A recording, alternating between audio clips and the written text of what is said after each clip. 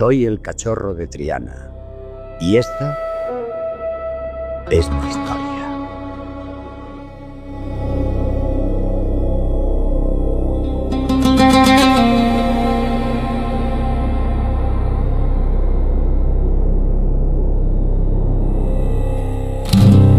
Durante el siglo XVII, Sevilla era una ciudad grande y herida, rica y pobre a la vez, puerto del mundo y cementerio de esperanzas.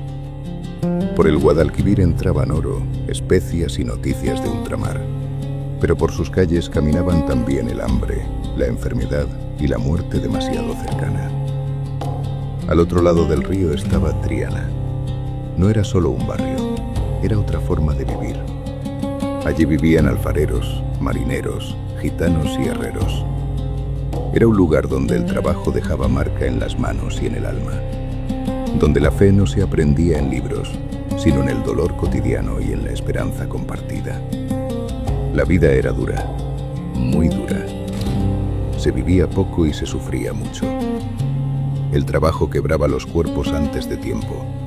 La justicia no siempre era justa y la muerte rondaba sin pedir permiso. En ese mundo áspero, los gitanos, como tantos otros, cargaban con el peso de la marginalidad, del rechazo y del miedo, pero también con una forma distinta de mirar la vida, más libre, más intensa, más verdadera.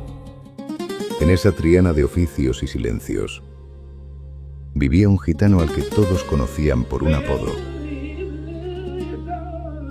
el cachorro.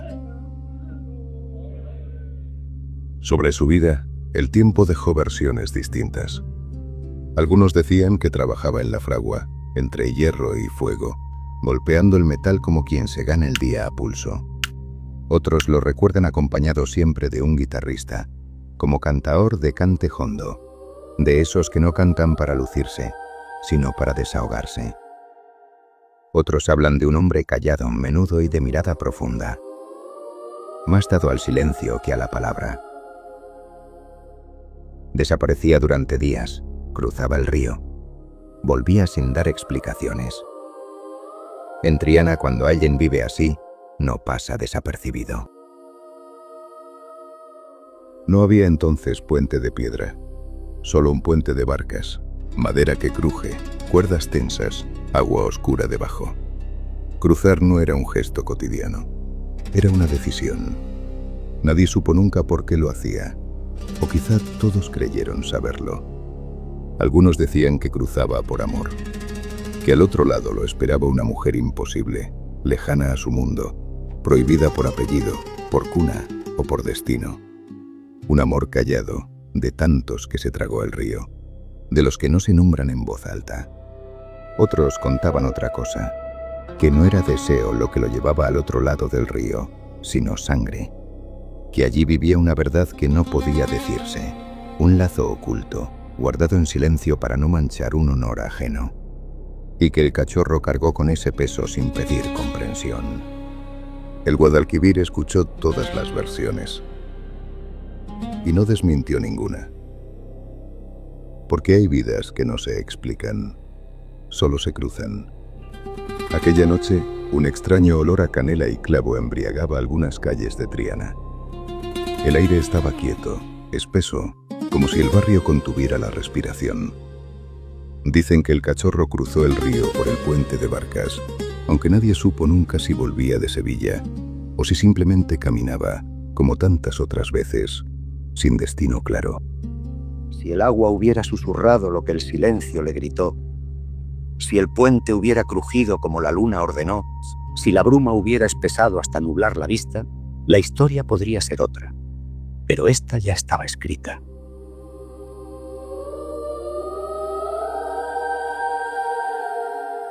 Ya por las oscuras calles trianeras se escucha pasos que no son los suyos. Se detiene un instante, mira atrás, no ve nada, sigue caminando.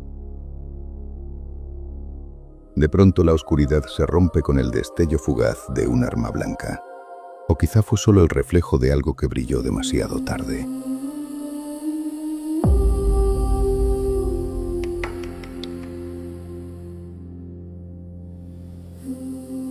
Las versiones nunca coincidieron.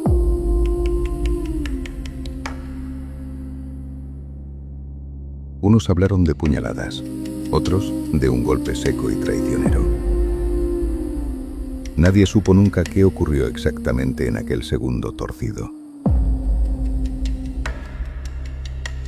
Solo que el cachorro cayó. Cayó al suelo húmedo de la noche, herido, buscando aire, sorprendido más por la traición que por el dolor.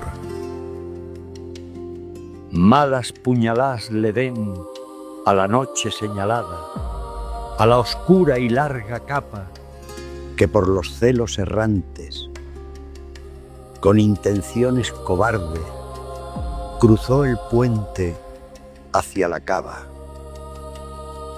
Unos situaron lo ocurrido cerca de la cava de Triana, otros junto a la venta de la vela, a orillas del Guadalquivir. Nadie lo supo con certeza. El río siguió su curso. Triana guardó silencio. No se sabe cuánto tiempo permaneció allí. Minutos, tal vez más. Hasta que una voz rompió la madrugada.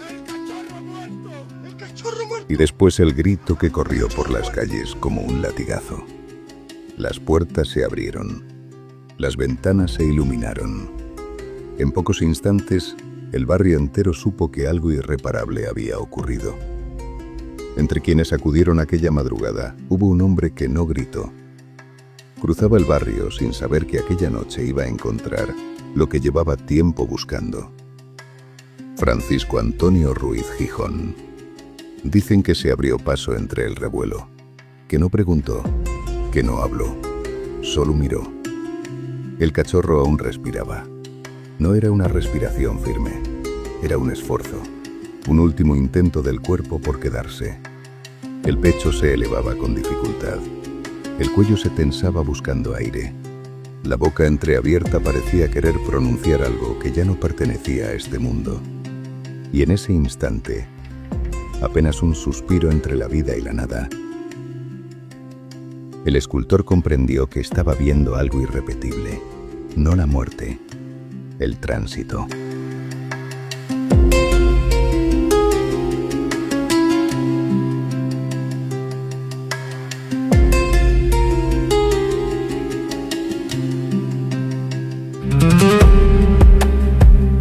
En 1682, Sevilla recibió una imagen que no era como las demás.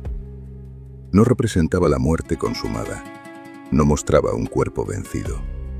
Mostraba el instante exacto en que el aire abandona el pecho, el segundo en que el mundo se detiene y el alma decide.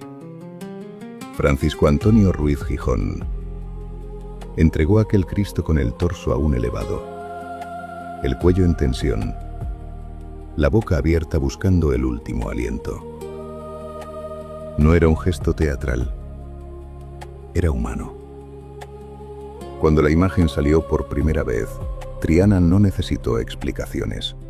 No habló de técnica, no habló de madera ni de proporciones. Se hizo un silencio.